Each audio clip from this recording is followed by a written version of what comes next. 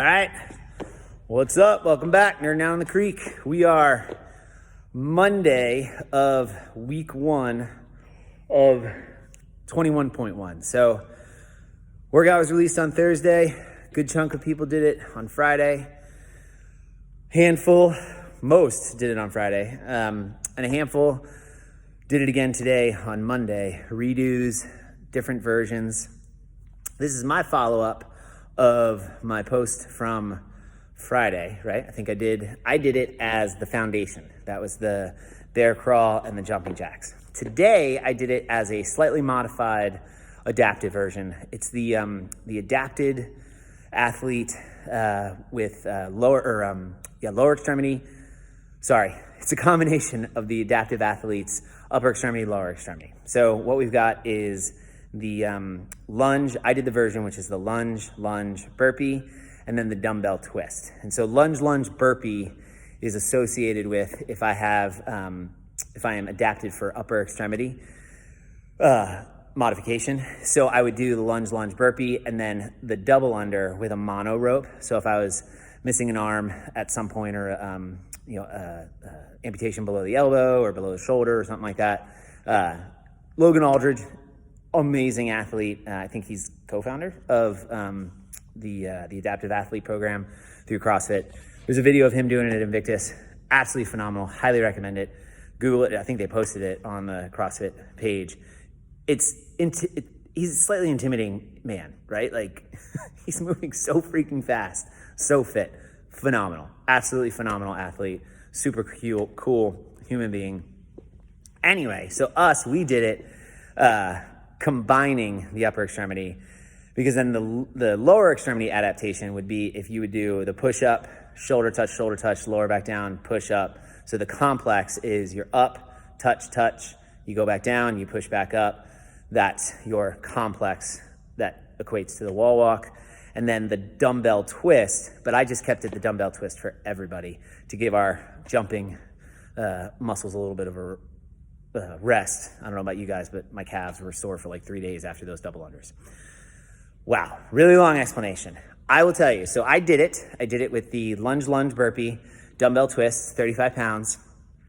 Holy crow, it was awesome. Sam and I went head to head. It was fun. We kind of kept pace with each other. I started to pull away from him a little bit on the twists. But the coolest part about it, so right, this is in the series of the idea of stimulus. Finished in 14:31, 14:32, I think. Did the foundations, did it in 11:31. Did the RX on Thursday night. Finished up to 12 in the round of 21. So if we did math on that, I probably needed about another 5-ish minutes, I would say, if I wanted to finish that workout. So I probably needed to be in like the 18 and a half to 19 and a half range. And I think I might have been able to finish, maybe if I was a little bit more motivated, in the 18-minute range. If we do math on that, we are within about 30% on either end of 15 minutes. That's pretty good when we talk about scaling in CrossFit.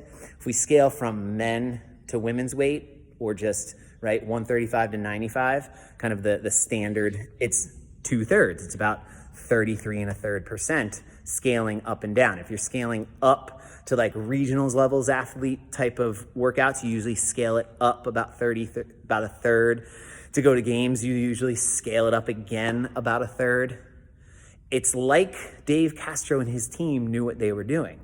As far as the stimulus of the workouts, the foundation one, like I said, it was a little bit, I would say it did not quite hit the stimulus for me as an athlete, and I couldn't really go any faster. The jumping was just painful on my legs. The bear crawls was just got like, it was just kind of a grind. So never really got that like cardiovascular metabolic stimulus, just kind of made it through. This one, though, felt almost exactly like the RX version. Not the movements themselves, but I just couldn't do the twists anymore. It wasn't like I was getting, like I was out of breath, which I was, and I could go kind of fast on the lunges and the burpees, but it was like, either I got to stop twisting or I'm dropping that dumbbell on the place I don't want to drop the dumbbell, if you know what I mean. You guys know what I mean. So like the handstand walks, like I was never I was out of breath and you got tired, but you just couldn't do them because your shoulders, you're just falling, eat the floor if you did any more. Different movement, same sort of stimulus in that you get to muscle fatigue, you got to take a little break, and then you get to go again. And the lunge burpee complex actually made the dumbbell twist feel rested. So Sam and I were saying, like, you kind of pick up the pace on the lunge and the burpee because I was not fatigued from the dumbbells. And then when I got back to the dumbbells, I could go again kind of heavy and fast and hard, but then I would hit fatigue and I'd have to stop. And it felt very similar to the RX version or to the scaled version of the wall walks. Very cool experiment.